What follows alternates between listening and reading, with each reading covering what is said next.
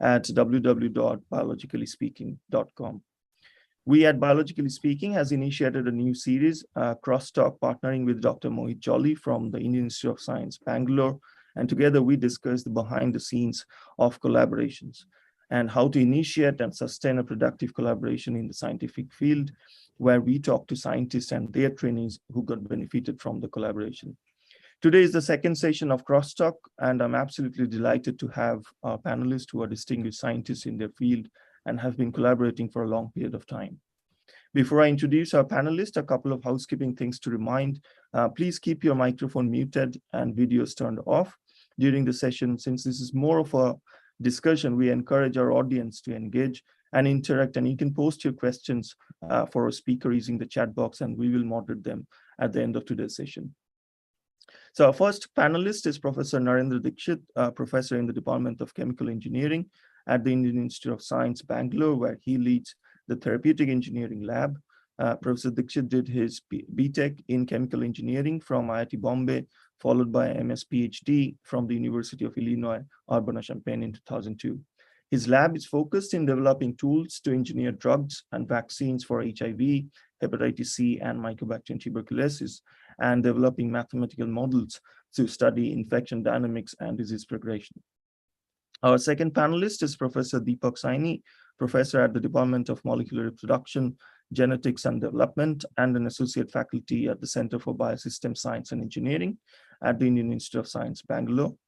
Professor Saini's laboratory specifically studies two-component signaling cascades and have recently reported the presence of an intricate network amongst these two-component signaling systems in Mycobacterium tuberculosis, the pathogenic microorganism that lead to tuberculosis in humans. Professor Saini's lab is also focused on understanding the mechanisms by which this pathogen survives inside its host cell that inspires the development of small molecule drugs to target this disease. And our final panelist is Dr. Gaurav Sankhe, who did his MS PhD in Faculty of Engineering from Center of Biosystem Science and Engineering at the Indian Institute of Science, Bangalore, with Professor Dixit and Professor Saini, where he studied the mechanistic insights for a rare yet important mode of two-component system activation and unraveling the temporal hierarchy of the signaling network. He's currently a postdoctoral research associate at the Memorial Sloan Kettering Cancer Center in New York in the Glickman lab, where working on the mechanisms involved by Mycobacterium tuberculosis for integration of two distinct signaling systems. So a warm welcome to all our panelists. Thank you very much for your time. And before we start, I'll now request Dr. Sankhe to start the discussion, explaining more about their work, the joy and the challenges they faced as trainees when they were in the Dixit and the Saini lab, and how the collaboration actually helped, his perspectives to help the young and the budding scientists in our audience.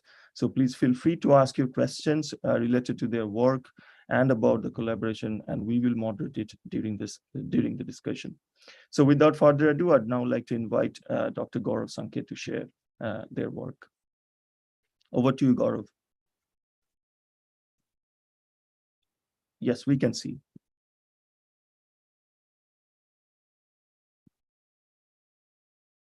Because we can't hear you.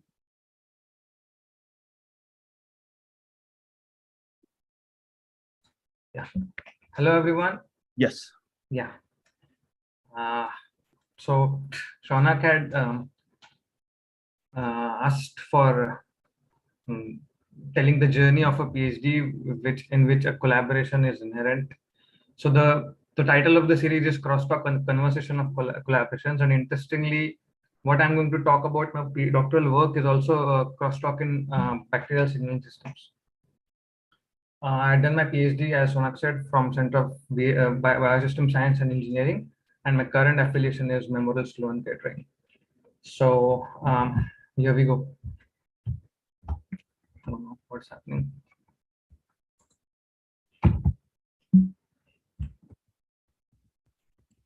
Yeah.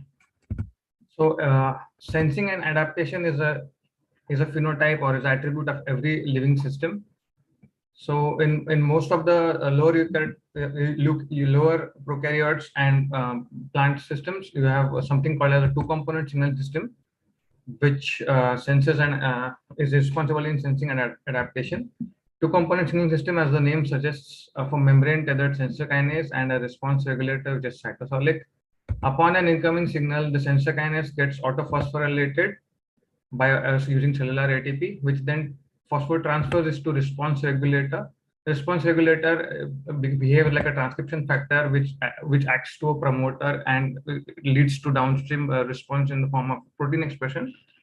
And the sensor kinase and response regulator form a pair, of two-component signaling system according to their operonic arrangement in the genome. So also the sensor kinase and response regulator are under common promoter in an operon, and the response regulator phosphate is able to bind to its own promoter, thereby causing autoregulation. Now, if you see the chemistry of this reaction, it's sensor kinase and response regulator who are able to talk to each other in form of phosphotransferase reaction. So you have autophosphorylation, you have phosphotransfer upon incoming signal. Now a cell has many of these sensor kinase two-component signaling systems of many sensor kinase and response regulators, so which are able to sense different signals. Now to add a layer of complexity to it, you have sensor kinases who are able to phosphotransfer to non-cognate response regulators, which we call crosstalk in these cases. Now, if you look at this framework, you have all these reactions going on. You have autophosphorylation, phosphotransfer, autoregulation, everything going on in the cell, and you have crosstalk as well. Before I joined in Deepak's lab, my colleague in the lab had already characterized the two-component signaling systems of Mycobacterium tuberculosis with the pursuit of the phosphotransferability of cognate to non-cognate, and this was the crosstalk map that was obtained. On the left-hand side, you have sensor kinases of Mycobacterium tuberculosis, and on the right-hand side, you have response regulators. And the arrows are basically the abilities of phosphotransfer of sensor kinase to response regulators.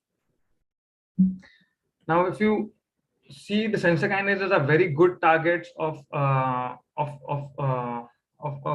for targets against Mycobacterium tuberculosis, and to look which sensor kinase to target would be a key question. So my research question were as follows. First of all, if we target a sensor kinase, how much of and where does a drug block the signal was the question within the sensor kinase. Now, other things that if you see the layer of complexity in this network, you will see that what is the advantage of having such kind of a complex network of sensor kinase and response regulators able to crosstalk with each other. And to go beyond it, what was the extent of redundancy due to crosstalk? So what do I mean by this is, say this sensor kinase KDPD is able to phosphotransfer to its cognate partner KDPE, but it is also able to the KDP is also able to accept phosphorylation from MTRB. So in this case, even if you block KDPD by some inhibitor, it is still able to function because of MTRB. So this gives it a redundancy into the system. So what level of actual redundancy is possible, because these are in vitro reactions and there are no kinetics into play over here when it was evaluated. So therefore, what was the extent of actual crosstalk that is possible due to the various reactions which ensues in the cell? And what was the extent of it, and how much of actual crosstalk happens? That was the question that we asked. Now moving on to the first part, how and where the drug is blocked. Sensor kinase are a very good target, as I mentioned. The autophosphorylation of sensor kinase happens in two ways. First is trans autophosphorylation, where the ATP bound to one part of the subunit phosphorylates the histidine of the other part of the subunit in the dimer. So here, if you see, dimer becomes extremely essential. Dimerization becomes extremely essential, and the formulation for such kind of kinetics or getting the parameters of autophosphorylation, like binding of ATP and the autophosphorylation rate, was generally perceived through a Michaelis-Menten kind of formulation, because here in the dimer, one subunit you consider as an enzyme and other as a substrate of ATP, and then you can formulate a Michaelis-Menten and just go ahead by it. But then there are sensor kinases which are able to cis autophosphorylate. That is, the ATP bound on the same subunit is used for phosphorylation of histidine in the same subunit. So here, if you see, the SK is kinase competent and you don't need dimerization. Now, in such kind of a formulation, your substrate itself becomes a product, and then therefore a Michaelis-Menten formulation fails. So what we did was to get the kinetic parameters in correct formulation, and whenever you use inhibitor for a certain reaction, say autophosphorylation reaction, you need to have kinetic parameters to compare, and you to have correct kinetic parameters, we had to formulate this formalism which was different from the classical Michaelis-Menten. So we formulated it. This is the final formulation that that comes about, wherein you have the amount of sensor kinase phosphorylated with respect to time. And we performed the experiments in the experimental lab in Professor Deepak Saini. For this sensor kinases PRRB and FOR, which were shown, and we also showed about that they are able to cis autophosphorylate.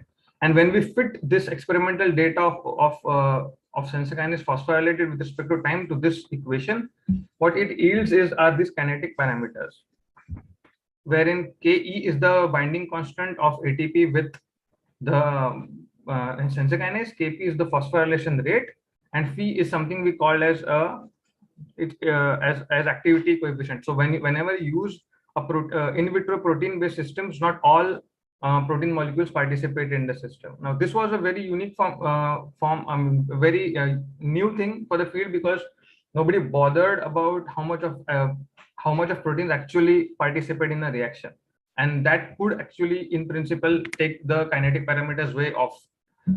So when we got this, we got about 5 to 10% of percentage activity. So say if 100 molecules are participating in the are taken in the reaction, only 5 to 10 molecules actually participate in the reaction. The rest don't participate because of protein folding or other issues regarding to the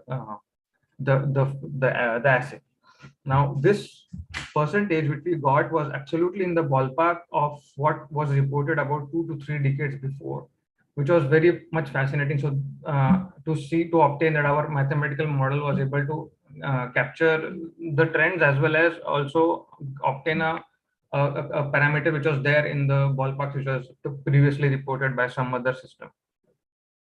Now, moving ahead, now, as I mentioned, the sensor kinase and response regulator are there in the form of are there present in the genome in the form of an operon, which is under a common promoter, and response regulator phosphate is able to bind to its own promoter, and you can increase the amount of sensor kinase response regulator. This is called as autoregulation.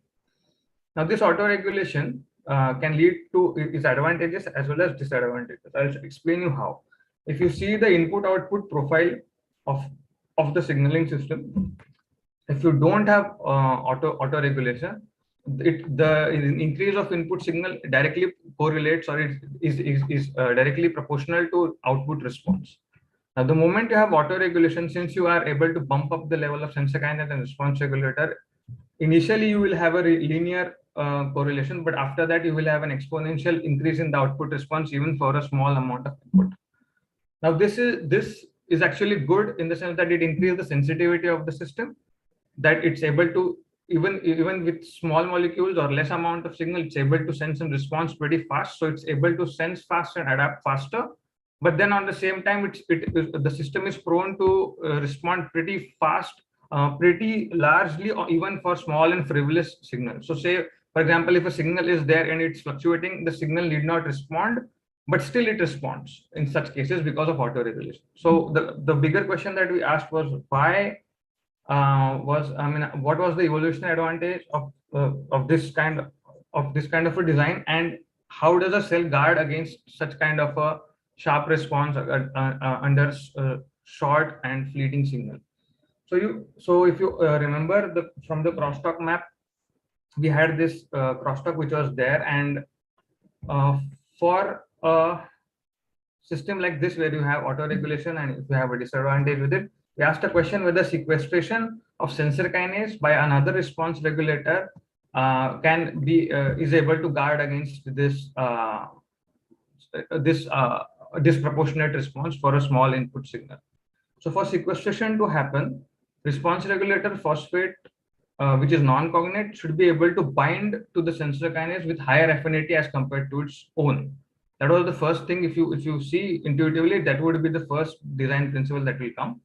Other thing that should be there is that sensor kinase should not actually phosphotransfer to a larger extent, because then it will be more like a sink than like a sequester. As in the sensor kinase is if at all it's able to phosphotransfer, then this signal will also turn on, and then there will be many other downstream genes which is there.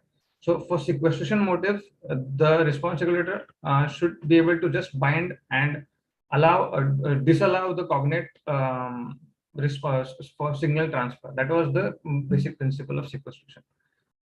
And in mycobacterium tuberculosis, since we don't know most of the ligands of the signal, it was very hard for us to perform the in vivo experiments to do so. So for that, we did a mathematical formulation of activating various systems with different types of signal. And to cut long story short, this is the final result that we got.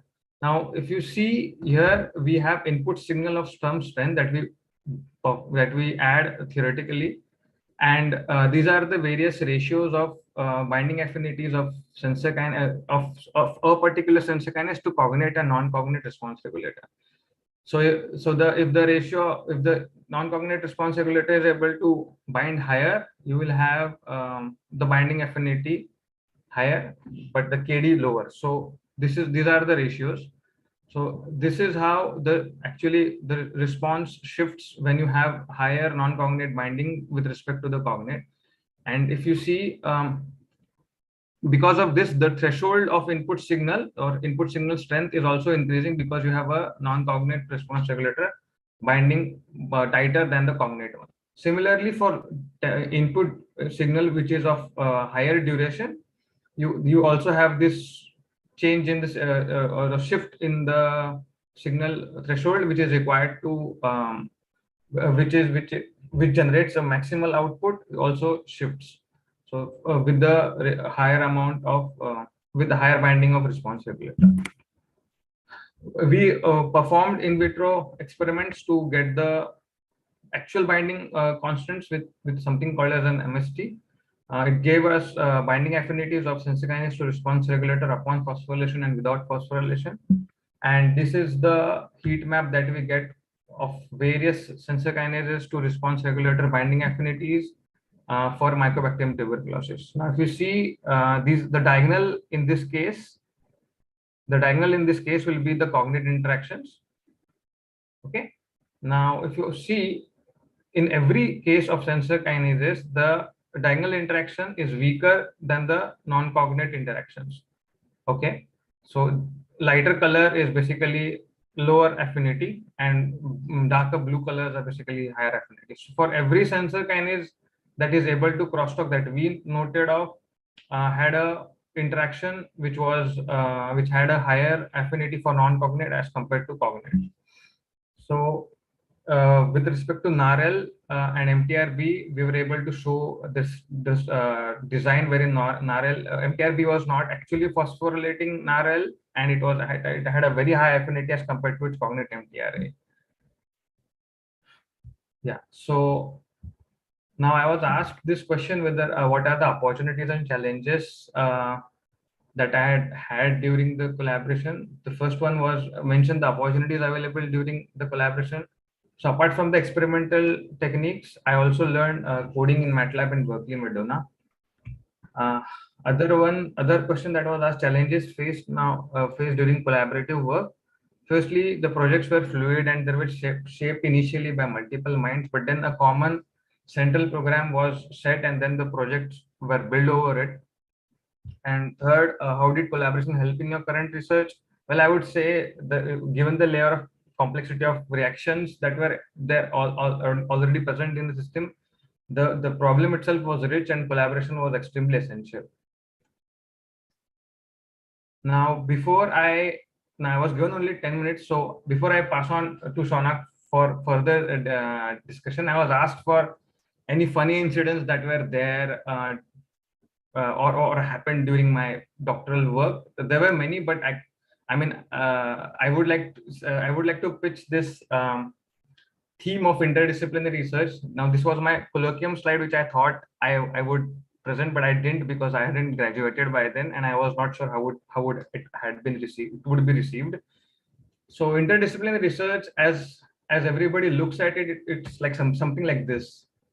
Now, how students look at it or think about it, this is like a stunt where this PhD student juggles between two labs, and this things get stretched beyond his or her capacity juggling between the two. But fortunately for me, it was something like this where I was able to scout between biology and engineering, given it was very much close to the central theme that we had decided, and collaborations can be this way. With this, I would like to pass the baton to Shonak, and then we can proceed for discussions, and I would be happy for questions. Yeah, thank you, Gaurav, for the detailed description and great work. Before I go into the in-depth details on the collaborations, I mean, you've mentioned about the opportunities and challenges, and one of which is learning MATLAB. See if you can extend a little bit more on like what kind of challenges. Was it the background from where you're coming from was not from a mathematical or statistical viewpoint, and that's why learning the coding was a challenge, and how these codes actually now help you to do your own research in your postdoc, and then we can move on. Yeah, so about MATLAB, my background was doing an MSc from biotechnology from JNU, so it had very less exposure to coding. I mean, negligible. I had just seen steady state systems by learning bioprocess by running shake flasks and CSTRs during my master's dissertation. So therefore, I had no prior coding experience. But if you see, during my PhD, I learned MATLAB, and challenges were learning the basic language for coding, and then I'm glad that Narendra trusted my laurels for learning it, and I was able to do it. And so we started off with Berkeley Madonna, which was like very much user friendly software where you can make errors, and then there is easy way to debug it. But then and slowly I moved to MATLAB where I was able to code. So there were definitely challenges because of my background. I also took up mathematical courses and theoretical biology courses, which helped me understand the theme of how you formulate algorithm while coding. So there was a learning curve associated with it. Yes. All right. Thanks a lot, Gaurav. I would now request and invite Professor Dixit and Professor Saini to join our discussion. And if you don't mind having your cameras on, so it's easy for our audience to interact. And also for the audience, please feel free to ask your questions in the chat box, and we will be moderating that during this discussion. So a question to both Professor Dixit and Professor Saini. So what was the question that seeded that led to this this kind of collaboration, and when, like, who initiated it, and how did it actually start? Narendra, you want to take that, or should I do that? Please, Deepak, it's yours. Yeah. So the initiative was, as Gaurav mentioned, that one of my early students who were actually looking at the crosstalk problem. At that time, she came to me, Ruchi. Ruchi was my first student, and who mapped the entire two-component regulation, the crosstalk network. And at that time, I think we felt that we heard Narendra's talk for virus dynamics and everything. And we felt that, we might be having a good idea to discuss with Narendra and see if we can actually gain some insight from his thought process in this crosstalk puzzle. Well, we actually went blind, to be very honest. We did not expect anything at all. And I think most of the collaboration, if they begin on that way, then you will actually have a better chance of success. Because if you already have a bias, then you actually start making opinions about not only the collaboration, but also the finding which comes out of it. So we went blind. And at that time, I think Narendra, there was a postdoc. Akansha was a postdoc, Narendra, right? She was a master student who, I mean, Yes. So she finished her master's and came here for a few years to spend time with us. So there was a student, Akansha. She was there, and this Ruchi and Akansha got together and started looking at it, of course, with a lot of input from Narendra. And the way Gaurav said that he is an MS biotechnology with very limited math skill set, I think I belong to the same category. I have been trained as a biotechnologist, but means wet lab. So we are very well geared, well trained in Indian system when you're trained with biology or biotechnology to do hands-on research. But we are actually pretty much handicapped in terms of using quantitative tools. And I think that's where Narendra's input was absolutely fabulous, because it was an organic process which evolved when we started talking to him.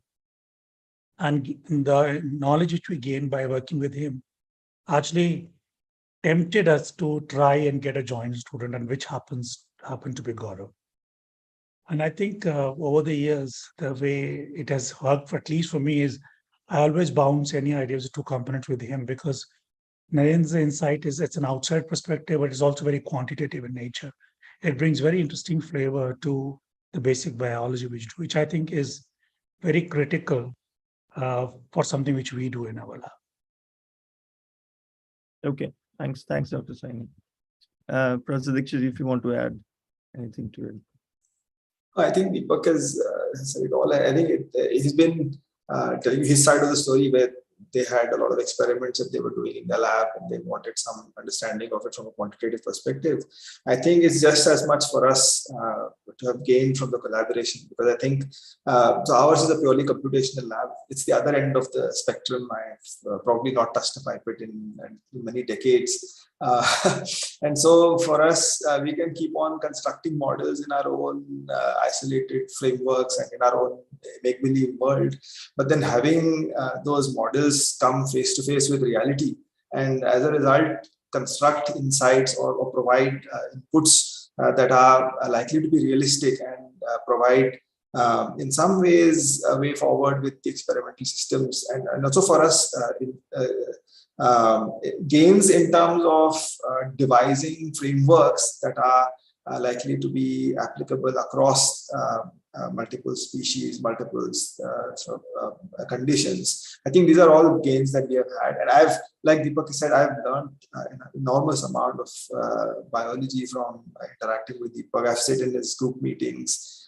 There's a bustle there, they're a very large lab, and everybody has so many insights coming up every time they interact. So it's tremendous for us in that sense. And therefore our modeling efforts even have been extremely, they've been very quickly fine-tuned and refined as a result of all the insights that have come from Deepak's lab. And therefore, I think in many ways we have gained enormously from the collaboration. And like Deepak has said, we have gone on from one problem to another. And while crosstalk between microbacterial two component systems has remained the theme, we have also interacted on other questions that have been of interest to both Deepak and to myself. So it's been a great pleasure working with Deepak in his lab. No, that's great. Thank you, Professor Dixit and Professor Saini, for sharing these insights. So Gaurav, a question to you. I mean, you have mentioned about the challenges that you faced, but if I had to ask you one eureka moment that you can talk about that happened during this work. One eureka moment. Like something that has really changed your thought process, the way you were thinking, but the models have given you a different result, or the other way around. So there was this predominant notion that, and it was almost a decade now, that the cognate interaction that I mentioned about is the highest, and there is a school of thought of why it happens. So when I tried one two-component signal system, I got a non-cognate response regulator having higher affinity than the cognate. I was said, okay, this might be an exception. Then I moved on to the next one. I found there as well. And there was a spectrum. Okay, if there are 7 interacting partners, of which 1 or 2 had a highest affinity than the cognate, and there were others which didn't.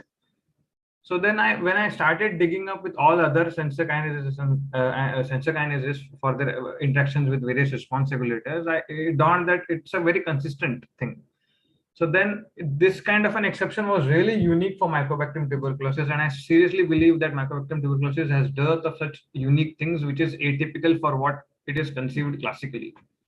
So that was a eureka moment, and I didn't believe it much, but then when I got consistently this kind of a results, then I was aware that okay, now this is something serious. And then when we sat together, what would be the significance of such kind of a design principle, it became more concrete that it's definitely of some use. That's why it's existing. So I would say that was one of the eureka moment of that. Right, that's good. So That's the two-component system is a conserved feature for all prokaryotes, or it's something exclusive to Mycobacterium? No, it's a very much it's present in lower eukaryotes, even in plants. In eukaryotes, yeast, as well as in plants. Yeah. Right. So prokaryotes, yeah, prokaryotes and plants as well. Yeah. Right. Okay. So Professor Dixit and Professor Saini, the question to both of you is, so you've mentioned about the training opportunities that we get from this kind of interdisciplinary collaboration. So is there a change in the postgrad or undergrad curriculum to have like subjects from different disciplines into their curriculum that will help them to think of an interdisciplinary project for someone who is planning to do that kind of work in PhD? And if IISc has anything already been there or in the process. Deepak, shall I? Yes, please. Thank you. So, Sanak, if I understood correctly, you want to know if there are degree programs or curricula that IISc has put together for encouraging people who want to take up interdisciplinary work? Correct. Correct. Absolutely. I think the importance of interdisciplinary work has long been recognized in IISc. In fact, we now have, so IISc is structured in its departments are structured into 6 divisions. And one of them is called the Division of Interdisciplinary Sciences. And this has many departments, each of them, or centers as we call them, each of them focused on one major interdisciplinary area. So the Center for Biosystem Science and Engineering, of which Gaurav was a student, has been put together essentially for this, to foster interactions between engineers and biologists so that interdisciplinary questions in bioengineering and biosystem science can be formulated and addressed. In terms of teaching curricula, there are lots of courses that are on offer. And most recently, we have put together an MTech program in bioengineering where curricula have been designed to be interdisciplinary. There are other programs like this. And then, for example, data sciences, which will spread across many disciplines. There is now a BTech in computing and data sciences that have been offered at IISc. Several such programs exist where people all the way from their undergraduate programs to their doctoral degrees can find avenues where their interests in interdisciplinary areas can be fostered and projects can be designed, and which will form for them a stepping stone to set up such questions in their own research careers. Deepak, please feel free to add. Yeah, thanks. You have added pretty much everything. As Narendra rightly said, the interdisciplinary is the way to go. And I think IISc has realized this aspect quite early on, and there a lot of emphasis has been given to interdisciplinary research. And as Narendra said, the new MTech program, the whole foundation of the MTech program is interdisciplinarity. And those who are interested in, they should actually check up the course structure to see what kind of flavor of interdisciplinarity this new course offers. Even in the new master's course, which we have introduced in life sciences, there are also multiple areas of biology. We are not going to the engineering domain because of the basic qualification of students limits them to explore other domains of engineering. But in the new master's in life sciences also, there is a lot of interdisciplinarity in terms of areas and avenues. So I think we are all waking up that to do biology, not only making pretty graphs, we need a lot of serious quantitative coding skills also these days. Right now, I think I totally agree with you. I mean, it's very important.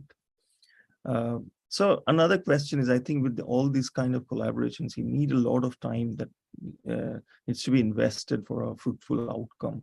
How do you actually do this time management when you have your lab's own project to deal with just wet lab, or when you talk for Professor Dixit, just quantitative analysis, and you may not need a qualitative understanding of similar projects. So how do you manage your lab members' time and with your ongoing work?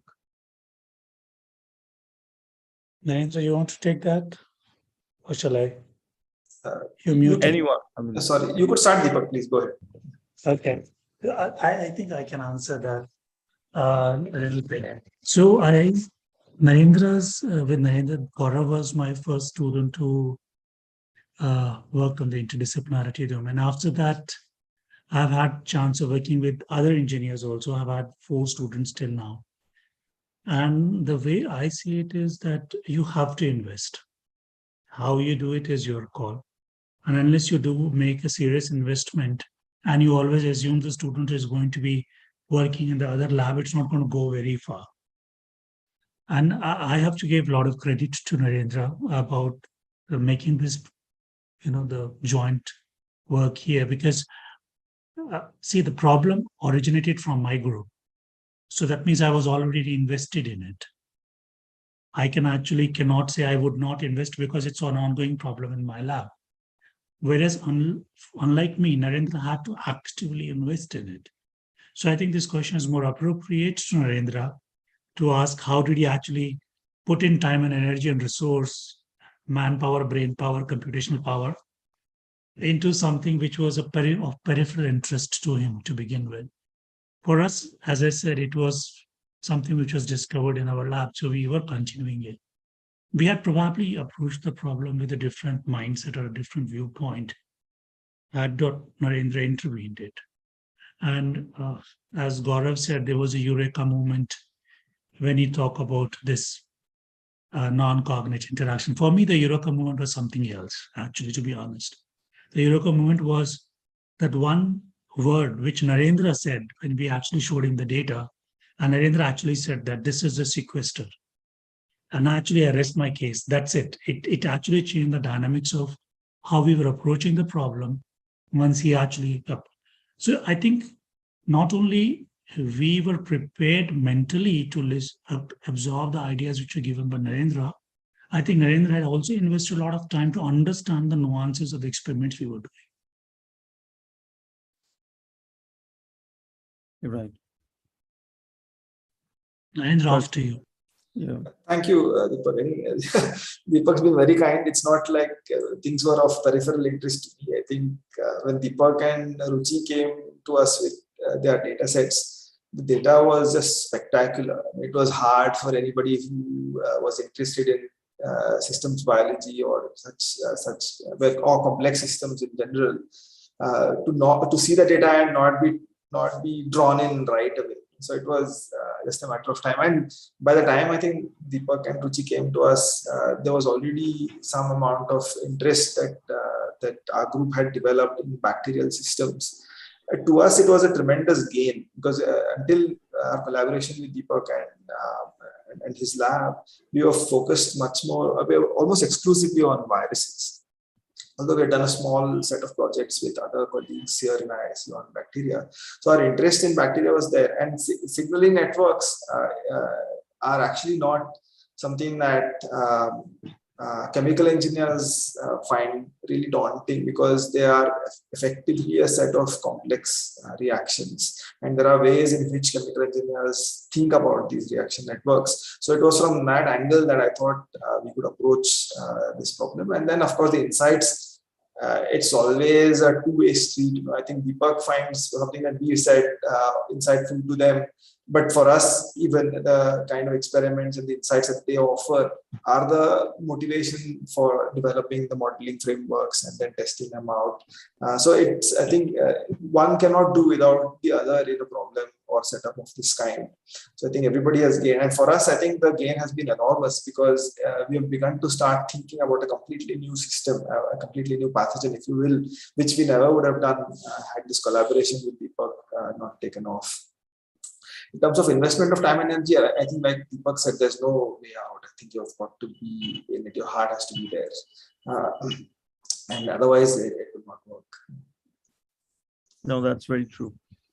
Thank you for sharing the insights. I think we have a question from the chat box, Nitra Shri. How and where to approach for the interdisciplinary training programs in IISc? I guess the websites are there. Yeah, everything's on the website. Yeah. Okay, so another question that we very often get from many of our audiences: how do you discuss about authorship during a collaborative work and when you're trying to publish that work together? Is that something that you decide before initiating a collaboration, or during it, or after the work has been done? And just like how you decide authorship for your lab members? Deepak? I don't have an answer to that. You know why? Simply because I think Narendra and I never worried about this part. I mean, our rule was very simple. If somebody has contributed, if you read a paper, I mean, I think all of us are smart enough that when you read a paper, you should be able to judge out how much which individual has contributed for the paper. If a paper is experimental heavy, it goes where, who's the author, and if a paper is theory heavy, who's the first author. So I think that should not be a conflict. I think at some position in life, and when you've been in academia for X number of years, you are able to take that call. I mean, it's like data analysis, right? You cannot neglect the hard data, which is right in front of you. So I think that's the rule which we have operated. And to be honest, we have never had issues. Right. We never talked about it. We never worried about it. Let's put it this way. Right. That's great to know. So Gaurav, I mean, we are more or less towards the end of our panel discussion, but Gaurav, if you can share some of your tips to the fresh PhD students who have just started, who may be trying to start an interdisciplinary collaboration or are already involved, what will be your tips to them? So now, to be very frank, in our BSSC as well, I have seen collaborations go midway.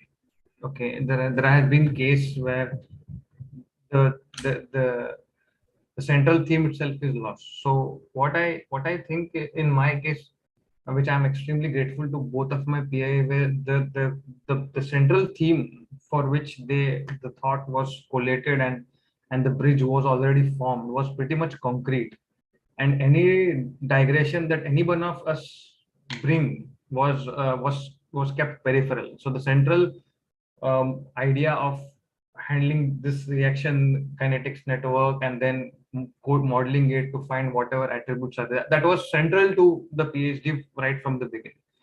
So whenever I would suggest the coming generations to look, whenever they look for a collaboration, they should be pretty much sure of what the central idea for the collaboration is. That should be pretty much clear in the mind, and even not in the student's mind, but also in the mind of the prospective PI.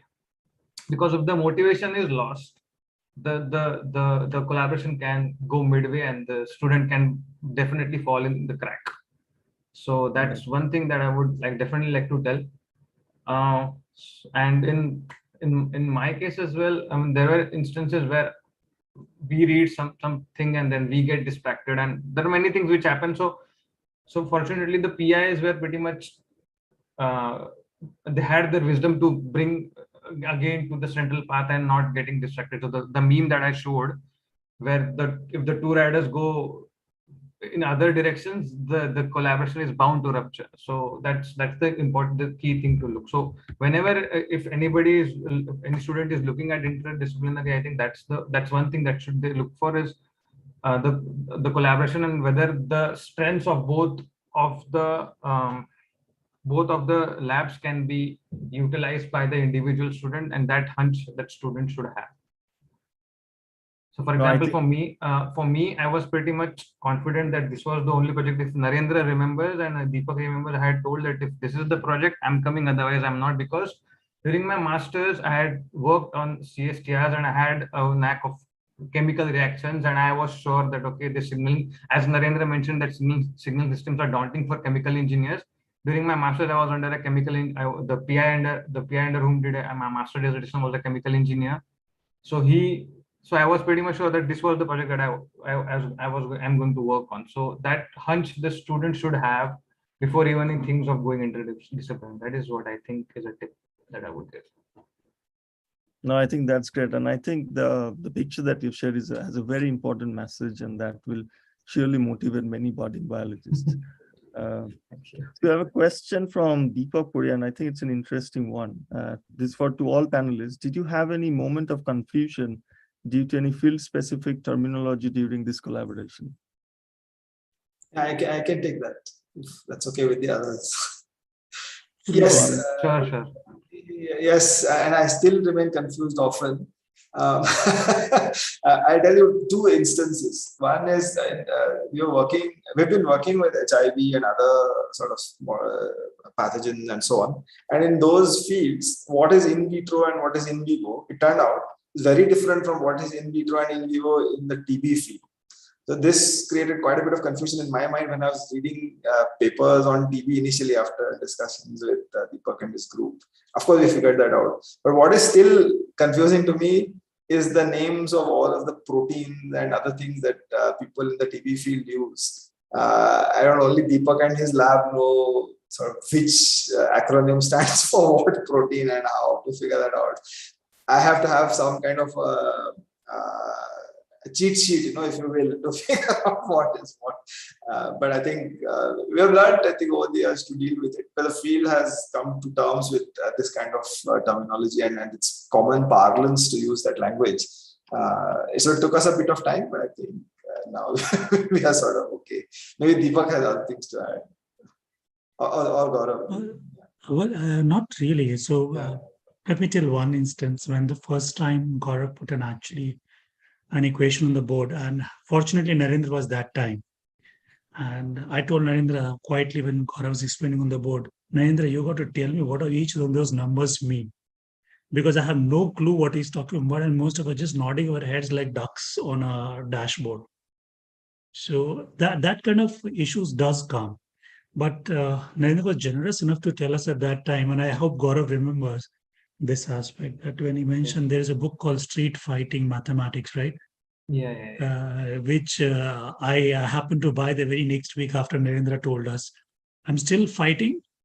It has not made any headway for me yet, but after some time I just gave up. I said, let these guys figure the equations. We are happy doing our biology. So it does happen a lot of time. Narendra is bamboozled. Whenever we have to shock gnaw the chemists or physicists, we just drop in a lot of gene names. And these guys are totally confused and have no clue what's going on. And then you can finish the talk with quiet and peace. That's great to know these funny incidents. I think I want to add just one thing here in terms of collaborations. I think what you will realize from this conversation is that there's a great amount of trust that has built up in each other's appreciation of things and the expertise that one has in their own disciplines. I think that's central to a collaboration. So that's great. Well, with that funny note, I think we are running out of time, so won't be able to take any more questions. But thank you very much to all our panelists, Professor Dixit, Professor Saini, and Dr. Sankhe. But to our PIs, I mean, I'll put the last question, which I ended with Gaurav, but the same question to both of you. What will be your tips to an early career scientist who are starting their lab and would like to initiate a collaboration? I think Narendra has said, the last thing that Narendra said is pretty much summarizes. If you want to do collaboration, you've got to trust. Right. If you do not have a trust, the collaboration would fall before it starts. I think the trust is the biggest word there. Right. Narendra? No, I agree. I think there's, if it's not with trust, I think then you won't go very far. At the same time, I also feel there's a certain amount of complementarity that one must have in the collaboration. I think in our case, the complementarity is almost to a point of being an extreme, because I don't, for example, our lab doesn't do any experiments and Deepak's lab probably doesn't do any computations. I could be wrong. But otherwise, so because of that, what happens is the skills that come up are really very different, and they make the whole exercise a lot richer. There's a lot to be gained. Which, I mean, if we didn't collaborate, I think neither of us could do by ourselves what I think has been done collectively. I mean, Deepak could correct me if I'm wrong there. That also, No, I I'm think, absolutely. so I'm absolutely with you. We right. are on the other end of the spectrum, Yes. but that's what's the fun bit. So it's clear that being together gives us much to gain, right? And then of course the trust is there. So that I think makes it fun. And then if you have a good time with each other, it makes it even better. Absolutely. So it's more than just professional connects, right? That there's some juice in it, so that makes it attractive. Yes. Great. Okay. So thanks a lot. Yeah. No, that's great. Thanks a lot for sharing these insights. I mean, it's a great learning experience. I learned a lot as a young scientist, and I think thank you very much for all of your time. I now request Dr. Mohit Jolly to give his concluding remarks, and we can end today's session. Over to you, Mohit. Thank you, Shanak. Thank you so much, Ravindra, Deepak, and Gaurav for that exciting conversation.